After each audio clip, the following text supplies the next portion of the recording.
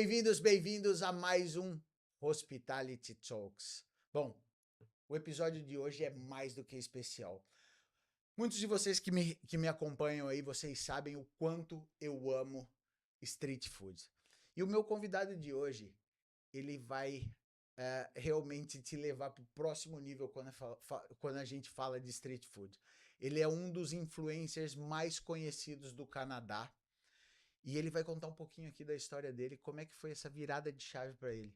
De passar de um trabalho de soldador para um influencer digital e uma referência no mundo de barbecue, não só no Canadá, mas no mundo. Welcome, Mel Chmilar. Thank you very much, brother, man. Oh, it's an honor to have on our show. 100%, man. Thank you very much for having me. No, it's a pleasure. It's awesome. I've been following you from quite a long time. Yes, thank you. And now it's very nice to see you in London. Yeah. It is great. So, Mel, we always start our show on asking what's hospitality. Yep. That's what we talk here. That's why we have our show every Wednesday. What's hospitality for you? Hospitality for me, definitely feeding the people, right? Treating the people, getting to show people what's passionate for you, and then passing it on to them, right? Anything you can do between you and the people. It's a relationship, whether it be food, whether it be hotels, whether it be, anything, pumping gas, right? Whatever. That's some kind of hospitality that comes from you to someone else. That's very interesting. Yeah. That's it. To me, that's hospitality, is anything you can pass on from yourself to someone else or a group of people. So that's that's very nice. I think it was a great explanation. And Mel, I would like you to tell our audience a little bit of your history. How did you start on the career? You are one of the biggest guys on the barbecue, not just in Canada, I think, around the world. You are very well known. So how all this history started? So for myself, I actually wasn't a chef. I grew up in Edmonton, Alberta, Canada, surrounded by beef. I've always cooked beef. I grew up actually with my grandmother in her kitchen. So I'm half Ukrainian, half Danish. Always pickling things, always canning things. Every year we'd do a pig, we'd break it down, turn the fat into tallow and stuff like that, but very farm raised, right? I was a journeyman welder in the oil field. On the oil field. In the oil field. So always welding, right? And feeding the boys for lunch was my thing, because I always had extra food. I'm always cooking ribs or brisket or something like that. A lot of the friends would come over and we'd have parties, same deal. I'd always be cooking. So I was bringing food to work, and then they had me cooking for the safety meetings, right? So everyone, 25 to 50 people or whatever. And then one day they offered me to cater for the Christmas party. Give me a day off with pay, go and cook all the food, whatever, right? And so I was super excited to do this. But at the point, you always liked beef. Yes. Because, of course, Canada, you were in an area that's... Yes, so Alberta beef is prime. It's well known around the world. So it's definitely one of those things. So I was excited to cater for everyone, and this was the whole shop. So maybe 350 people. And this was an easy thing for me. It's not hard. A couple of briskets and, a few side dishes, whatever. But my safety guy pulled me aside. He said, "Hey, Mel, just so you know, the last caterer to do last year's Christmas party charged $10,000. To do the catering. And you had a day off. Exactly. So I got a day off, plus, hand in the receipts for whatever, and we'll, Okay. So all of a sudden. Which was not off. No? Exactly. Which was not really a day off. Exactly. So all of a sudden, okay, now a light pops in my head. Perhaps, there's something else to do. Here, So every morning, right, for 20 years, lacing my boots up and working, welding, gouging, just heavy work, I saw like a little golden ring. Like maybe, there's something there. That's it. Do something I love every day and still be able to make some cash, right? So I started catering, just small jobs while I was welding, and then started on the internet. And the whole Instagram thing started taking off. When was it? When is it? End of 2017, beginning of 2018. End of 2017, okay. Yeah, and it just started to take off. And then Big Green Egg reached out to me. Okay. and said, "Hey, we'd like to fly you down to Atlanta and see how See things go." how things go. So there I am, Steve Reichlin, Chef David Rose, a bunch of the influencers that they had at the time. Ray Lampy was still in there, right? And I just sent it as hard as I could, and we had, I don't know, 7,000 people for Eggtoberfest. Really? I cooked 700 pounds of chicken wings Wow. with the team, but we had like a A lineup proper of egg, lineup and of just absolutely sent it, and everything was perfect, and everyone had a great time. And at the end of that, that was it. I was in. So from there to so here, so from that dinner, that Christmas dinner or yeah. end of year dinner to the time of the green egg, how long was it? It was pretty quick. No, about a year. About a year. About a year. You start to construct your audience on That's Instagram and all that. And Exactly. I never even would have been on Instagram. So at the time, me and my ex, we had a joint Facebook, and that was just to show the family pictures. Right. I didn't do anything on the internet. I didn't trust the internet. I'm a tradesman, right? So I knew nothing about the internet. And one of the guys at work, I saw him taking pictures when we brought the food in. And I said, "What are you doing?" He said, "Well, I post this on Instagram. There's a huge barbecue channel that I do, and they love watching. They love seeing these pictures." And I said, "No, Instagram's for 16-year-old girls to whatever. This is not for us, right?" So I started, and right away it just took off. Okay. So then I knew that. Then learning to edit and learning to do all of this stuff while working 10, 12, 14 hours a day. At the time, you were still working, welding. Yes. So I built both at the same time, trying to hold it all together. And then it was that final draw where I was like, you know what? I'm going to build my own smoker. I'm going to cater for everything, and I'm just going to quit. Just going to walk off and be done. That was about year end of 2019, I want to say. 2 years. Yeah, it took almost 2 years to get into. Almost 2 years. Because it is a step that you need courage to do that. So I will go 100% on that. And well, I thought I'd weld for the rest of my life. That was it. You know what I mean? When you get to that level, you're good for the rest of forever. Forever. And I never thought to be a chef or to cater or to cook, right? I never thought that was but then barbecue is so much different than catering. Right? Exactly. It's different. If I was serving, chicken breasts and peas, I could care less. But it's not. It's steaks and it's fire and that's it is different. a time that's all about timing. You need to know. It is not just. It is a protein that has to be right. Yes. Yes. And you can literally cook it for exactly who's in front of you. That's the other neat thing. Whereas, like, if you're making lasagna, everyone just gets lasagna. Exactly. But you're cooking steak and someone comes up and they're like, "I'm an aristocrat. I want mine blue rare."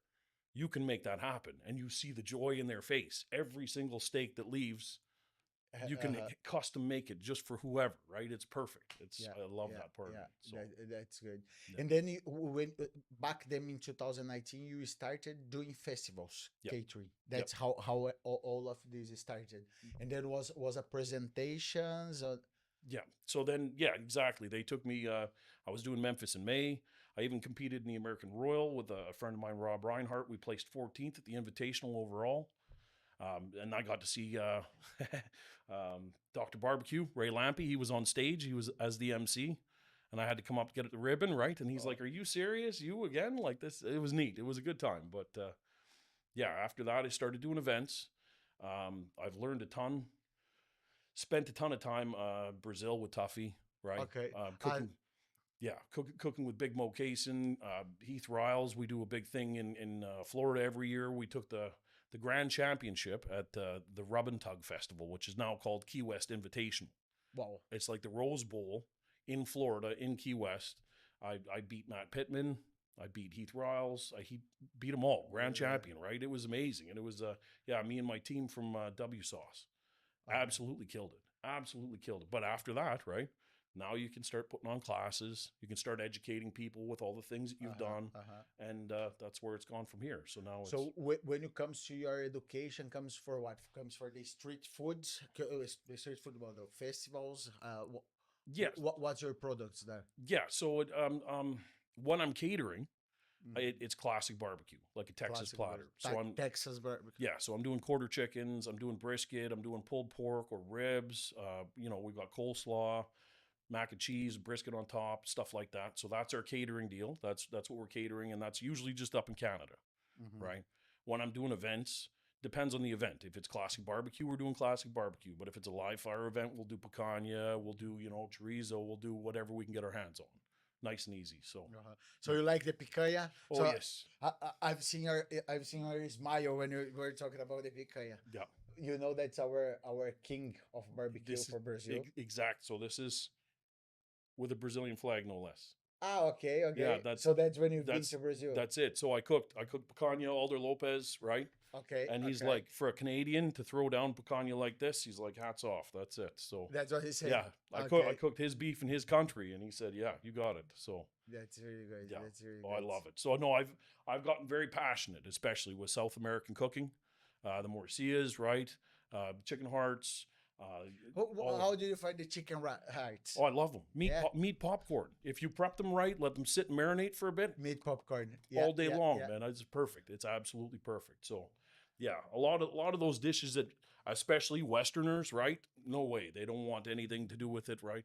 And like the sweetbreads, this is what we call them, Yeah. the morcilla. You have the sweetbreads there in Canada? So I have friends that have abattoirs. Okay. So literally from the ranch right to the main cow on the hook, right down to the butcher shop. Right? So I can get at any point of that. So they save me. In Canada, no one knows what a matambre is. No one's seen the roast meat. They don't understand vacío, and they look at you like, because there's 6 cuts in that vacío that they're trying to make into other cuts. They're not going to give you that whole chunk. You know what I mean? So I have to ask really nice and get those cuts, special cuts, right? So I'm cooking that up in Canada. So you're kind of changing the mentality. So I'm on the board with Alberta Beef and Canada Beef. I'm an ambassador for both of them. Okay. And Canada Beef told me, because of my videos, butchers in class now are learning what picanha is. Wow, beautiful. So and it is such a nice. It is. It's so the way I explain it to the Americans, especially, I say if a ribeye is the king of steaks, the picanha is the queen. Okay. And that's how. And then right away they understand. I agree with you. I have to agree. It's perfect. It's because the Americans need everything big and thick and fatty and like that. But then the picanha is still. You can get a beautiful blue rare, nice fat cap on there. They love it. They absolutely love it. Yeah, picanha is such a nice. I agree with you. Can be the queen. Yeah. The queen of. That's it. That's it. I love it. Of the barbecue, isn't it? Yeah. Yeah, it is. Yeah. In Canada, which is the most common cut? Is the ribeye? A beef ribeye. Beef ribeye, isn't it? Yeah, definitely. Yeah, ribeyes. Yeah, for us is the picanha. I don't know if you check it there in Brazil, but the most expensive beef in Brazil is the picanha. Okay. Even more the fillets and everything. Yeah. No, the big one for us is a prime rib. So 3-bone prime rib, bone in, is very common. You see as a roast on the table, right? So yeah. What about the smoker? So you kind of join your welding. Yes. Thing with the love of barbecue. Yes. Without even seeing a classic Texas offset smoker, without ever putting my hand on one, on YouTube and looking at pictures, because I'm a welder and it's what I do, I built my own. On a trailer, a 750 gallon. I named 750 gallon. I named her Elvira. So if you know the mistress of the dark, right? Yeah. That's my mistress. I spend more time with her than with the wife, right? So so I named her Elvira, right? She's beautiful machine. But I built it from scratch, built it all myself. From scratch the way you wanted. Yep. And so I would test it with chicken wings. Well, it was right inside the shop. And then if it didn't cook quite right, I'd take my plasma out and I'd cut it a bit more, make the hole for the firebox a little bigger, figure out the height of the stack, and just touching and feeling until it was right where I wanted it. And now it's perfect. How long did it take to get to the point from the beginning to? I rushed it. So you rushed it. For me, by myself, it took me about 2 weeks. Yeah, it's impressive. No, it was especially testing and making sure. Well, I built it in the place I retired from, so I wanted to get out of there real quick, right? So, because that was kind of my goodbye. You know what I mean? It was kind of a goodbye. That's it. I have 2 weeks. Exactly. So was back there in 2019. Yep. You say okay. Yeah. So it was kind of the goodbye to you to say. Yeah, yeah, that was my that But was then you build two smokers or one smoker. just one. Well, You have one 750. so I built a couple before that one, smaller ones on my Okay, deck and okay. smaller ones for friends and stuff like that. But that was the first big one, and now I had a company in Canada build me 1,000 gallon.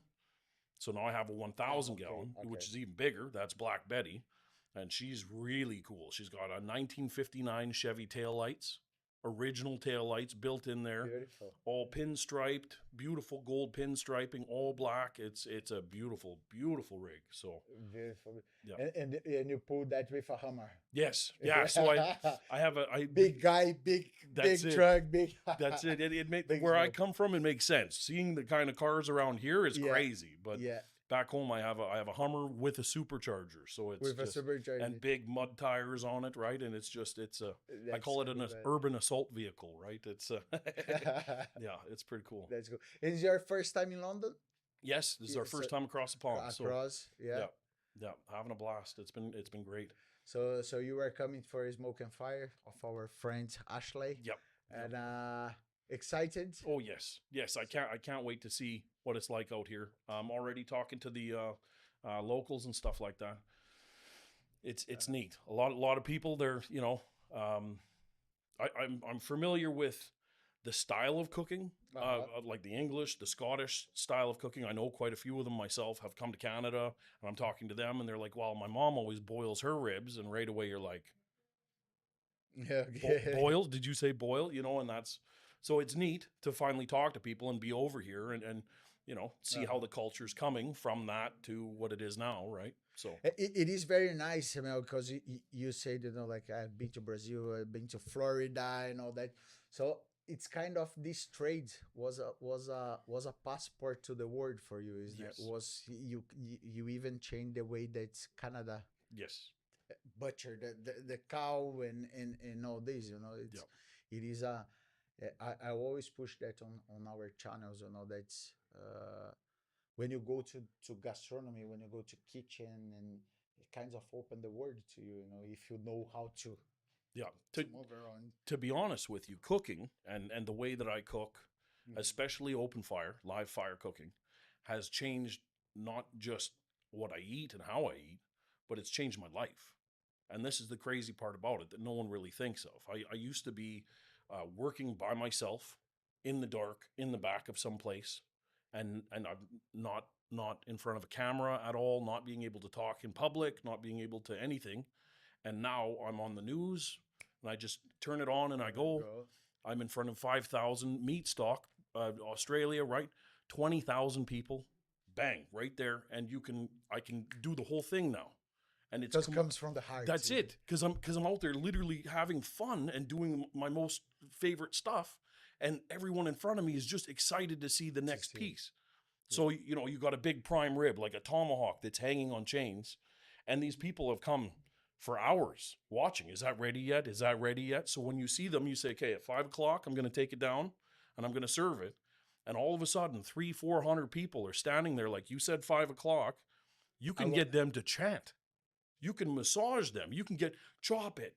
You can get them excited enough to start screaming at you to feed them steak. So cool. And I love that. That's my favorite part. So I feed off that.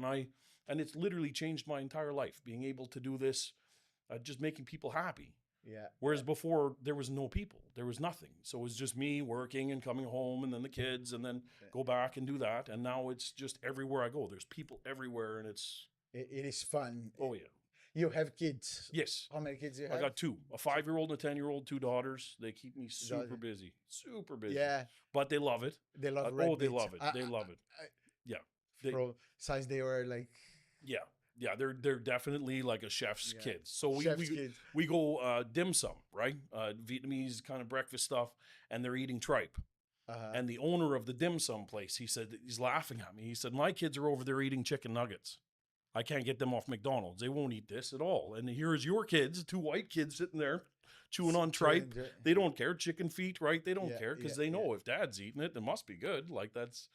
I have to say that I've got 6 kids as well, and Man, my kids, since they were like 1 year old, like bones, and it's so cool, you know. Yeah. Oh, I love it. Yeah. You seeing kids picking stuff off a pizza, and you're like, no, my kids eat the tripas, man. It's fun. Yeah. It's You know, I never had like a kids menu. I never get a yeah. kids menu on a pub or whatever. Yeah. You know, Yeah. it is I never had that. I always say no. It's just a Yeah. adults and then on the smoke and fire. What are you doing there? What you're gonna be doing a demonstration? Yes. Yeah. So- We're gonna be doing on stage, live fire demonstration. We got different foods we're cooking, paired with the sides, boats, whatever. I don't know how many people are in. I think it's the VIP area. We haven't really gone through that yet, but yeah, it's gonna be on mascots Yes, this yeah, I year, can't which it is that nice space to be. Yeah, know, I can't wait. I can't Yeah. wait. So many of the people have already reached out to that they're got tickets and they're ready to go. So it's gonna be a great time. it's gonna be fun, and there are lots of people coming, lots of different barbecuers, and Yep. you know that I think will be fun. Yeah, I think- can't wait. Yeah, It's a lot of fun. and regarding your courses, so you training how many trainees did you have over these almost 6 years now? So I'm sure you put loads of Yes. good barbecues outside Oh. on this world, isn't it? Yes, yes. So like 5 days ago, I was Uh-huh. in Newfoundland in Canada. So I Right. was on an island in Newfoundland, and it's a very coastal. And I was teaching fishermen how to cook briskets and stuff like that. And they're literally like they're half Irish, half Scottish. They're fishermen. All they do is cod and lobster and that, and they're learning barbecue, right? And we had, I don't know, 75, 85 people per class, right? And then we do private dinners, same deal, 100, 125 people show up. But it's constant, like everywhere I go. Same deal. California was like 2 weeks ago. I'm home for maybe 2-3 days a week, and then gone again, and then gone again. And But it's then you do online courses, or you do no, just in person. just in person? Just in person. Ah, Yeah. okay, that's Yep. interesting. Yep. Okay. Yeah. When you say, I thought that you were doing like digital products as well, but no, Okay. Nope. just in person. Just in person. Okay, In person classes. Yeah. person classes. Yep. Wow, So, that's very interesting. A couple times a year, I'll go to Atlanta and do big green egg classes at the main Okay. big green egg place. So they have like 15 eggs on the patio, and we'll do a whole barbecue boot camp. So we'll do brisket start to finish. Okay. We'll do pulled pork, do everything. Oh, what an interesting business model. What an interesting way of thinking. It's thinking outside the box. That's it. That's it. And every promoter that reaches out to me, Okay. when we were in Guatemala, right? Okay. Just we want you to come and we want you to bring a party, Okay. right? We want to see you walk into the room and we want to see everybody happy, and that's my job. Okay. So my job is Okay. to just fly from city to city, country to country, country. and just have a great time and make sure everyone else is having a great time. They learn how to cook a bit better, right? Their family's a bit happier, right? Because they're getting better food on the table, and that's it. That's my job, right? So I like that. You makes the families happier, you know, Oh, because 100%. because barbecue. That's all we always say. You know, for us, barbecue in Brazil is like kind of a religion. yes, It's every Sunday. You know, Yep. every Sunday you are around the table. In what's the way in Canada you do barbecues? Because, like, for example, in Brazil we have like different way of having the barbecue. So you've been there. I don't know if you noticed that, but like, for example, North Brazil we have barbecue through the day. So you kind of go picking, The sharing. Blah, blah. On South, no, we cook, we sit down, No. and we eat. No. Right. So you've been around the world on barbecuing. What's the difference? What's So for Canada, it's started as the gas grill, right? So not too many people running even charcoal for dinner time. It's come over for a barbecue, and it's going to be steaks and hot dogs or sausages, hamburgers, but it's cook it, sit down and eat it, sitting down and eat. and that's it, Yeah. right? And this was my friends, all my tradesmen coming over, and I said, I'm going to cook you guys an asado, and you guys are absolutely going to love it. Show up, I don't know, 9, 10, and get ready to leave. We'll have a fire at the end of the night, so you'll stay the whole day, right? Mhm. And some people, we can't come until 4. Some people that can't come until 6. Fine, but we'll be cooking the whole time, and they don't quite understand. They get there, and the fire was lit at 7. I had my first beer at 7 already. This is perfect, right? And the thing's going, and people are coming and going. They're bringing meat. with them. So someone brings spicy sausage, someone brings ribeye, someone brings, and throughout the day, the fire's going. And some people have been standing there all day, right? Having a beer and they've been tasting everything. And some people come for a couple hours and then they leave. And this is, but man, to show So all the way through barbecue. So to show people different ways of doing this. And this is, so what I've learned is with the gas grill, you shut the lid, you lose that connection to the food. Yeah. The lid is shut, no one sees it. It's no different than ordering food from the kitchen. You don't see the kitchen. The food just comes out, you get your 10 minutes with your plate, and then it's done. But if you are cooking it in front of them, now people are standing there with a glass of wine, and they're watching what they bought, and now it becomes part of the day. Well, that's very, yeah. And it tastes so much better. Everybody says everything tastes so much better because they watched it. They saw you flip it. They saw the smoke, the flames. They saw and you add a bit of romance to the meal. I add a little bit of romance. And I love it. That's my favorite part. So that's how And your favorite style is the Texan style?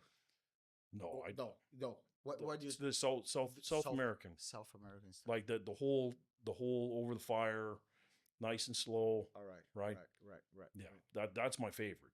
Texas barbecue is beautiful, right? It's great, tastes phenomenal, right? I love a perfectly cooked brisket, but yeah, I'm saying because you said a lot about briskets and I think it's a beautiful muscle of the cow but you also mentioned about the asado. That's if you've got your asado. That's it. Kit. Yeah. If I could, I want a few big chunks, maybe some nice ribs sitting there, nice coil of sausage, right? And throw the moyecas up on the side, a little bit of salt, and just all day. Chimichurri. Yeah. You like your chimichurri. That's it. Alfregoni, I love you. That's the, Alfregoni's coming. You got to throw in that chimichurri. That's but that's, that's my favorite is. You've been to Argentina as well? No, so that's coming up. That's coming up? Yeah. Okay. When are you going to Argentina? September is what we're shooting for. Nice. So, it's going to be a good time.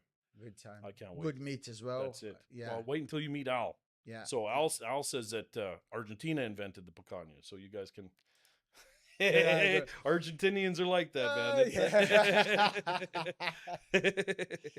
We could talk about football. I love it. Yeah. I love it. And the barbecue style, yeah. But I have to say, the Argentinians they know the barbecue 100%.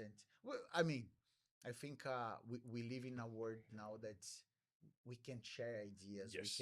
We can learn with each other. There is no point for, but 100% the Argentinians they know they barbecue. They know how to do it. The asado and so it's so much to learn.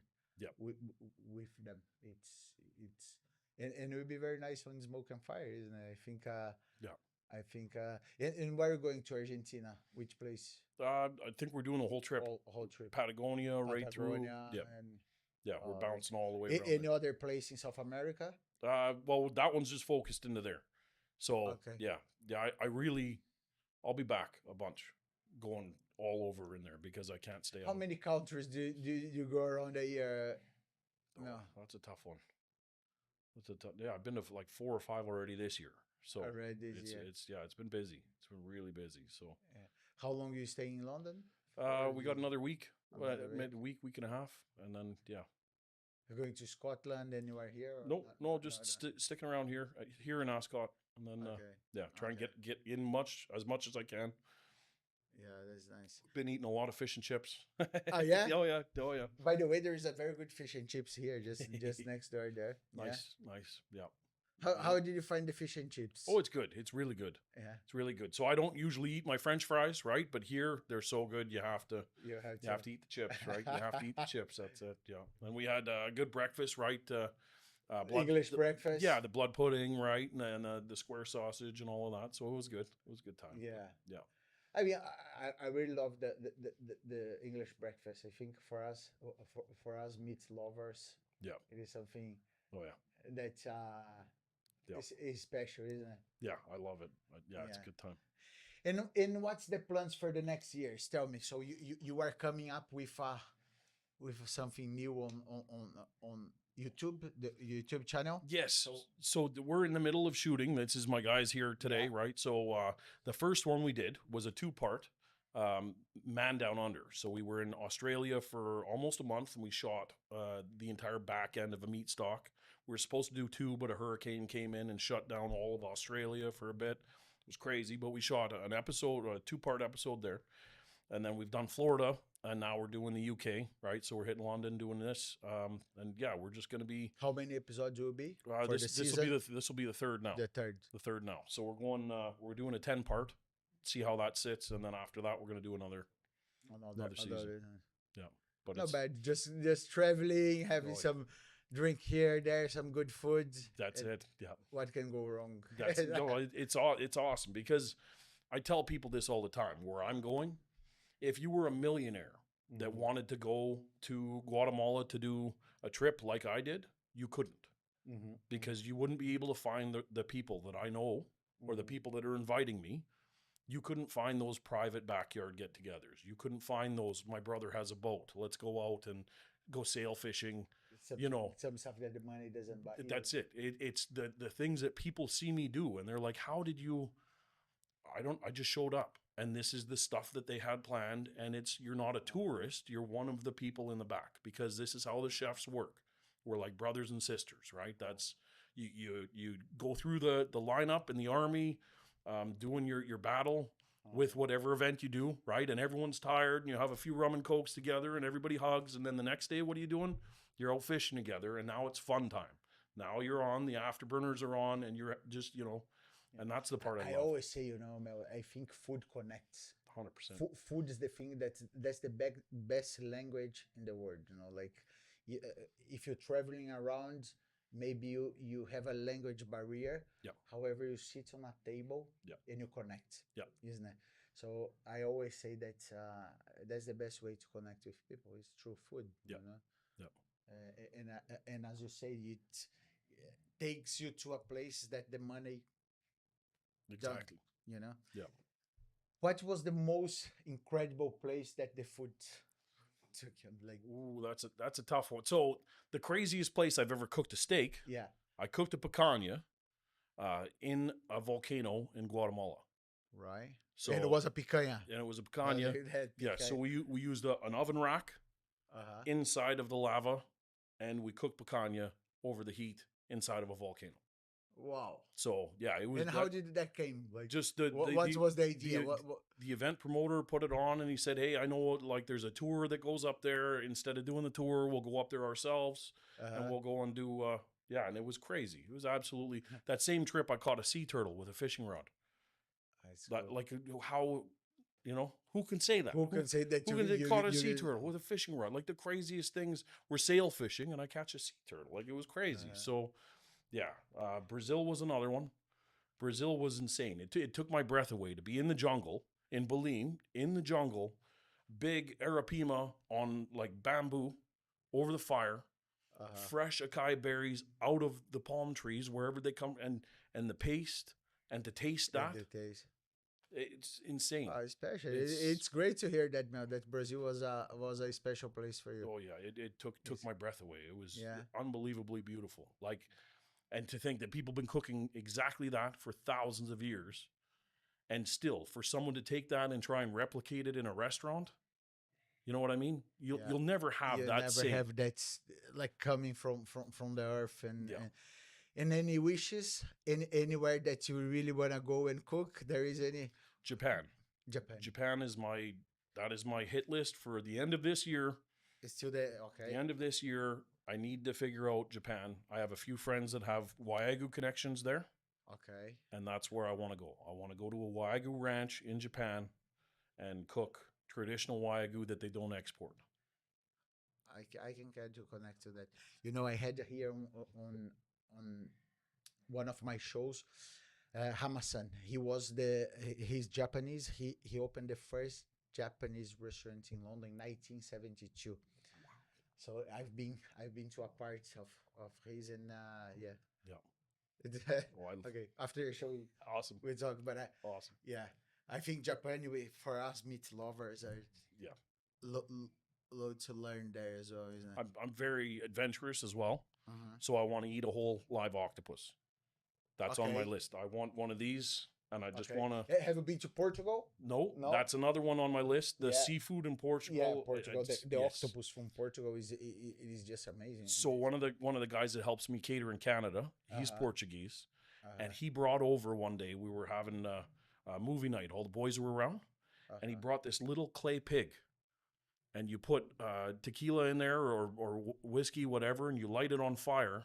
And his grandma made these sausages with a fat casing around it. And you just cook it right in this little clay thing, this little Portuguese. And I said, what is this? He says, this is grandma's sausage. Like, she hand makes this, and she's from Portugal, the whole. And right there, I was like, this is the best sausage I've ever had in my life. And he's like, this is like just the start. He said, wait until you. So right away, I'm like, all right, put that on the list there. It will be on this trip or not yet? Like on this Europe trip or? No, not on this one. Yeah. Okay. Yeah. No, yeah, but the octopus, and I think the octopus on the fire. Yeah. Is just like unbelievable good, isn't it? Well, that's one of my specialties. So the people always say, "What's your chef dish?" Is octopus paired with picanha, and then some kind of veggie charred. Ah, really? And okay, I never tried that combination. That's my Maybe that's we'll my try favorite. on Smoke and Fire next Friday. Yeah, that's Saturday. my favorite. That's my favorite. Poplo, right? Done just really, really pretty. What you're gonna be putting on the Smoke and Fire? You have the menu already, or yeah, we're working on it. We got it. We got it for the most part. If It's you wanna know, you need to go there. yeah, that's it. That's the one. That's the one. That's the one. Yeah. But I'm gonna try. I definitely gonna try, man. The octopus in picanha. It works. It works. Yeah. Yeah. Well, you know the way I really like to do the octopus is with the chorizo pincho. Okay. You know the pinchos? Yep. The Spanish pinchos. Yep. With octopus, they work amazing. Oh yeah. They're very good together. Yep. Look, I think we could go on for hours here. We are coming to the end of the show. But Mel, I would like to thank you for taking the time. I know that you are a busy man. You made a time to come to our studio and do this podcast. We're gonna be seeing each other next Saturday anyway. 100%. I would like you to leave the audience your contact. Awesome. How they can find you and. Awesome. My name is Mel Chmilar Jr. Dark Side of the Grill. You can catch me on YouTube, Dark Side of the Grill, Instagram, Facebook, Dark Side of the Grill. You message me. It's really me. I'll be there. Yeah. Thank you guys very much for having me. Thank you, man. Right on. Great. Thank you very much.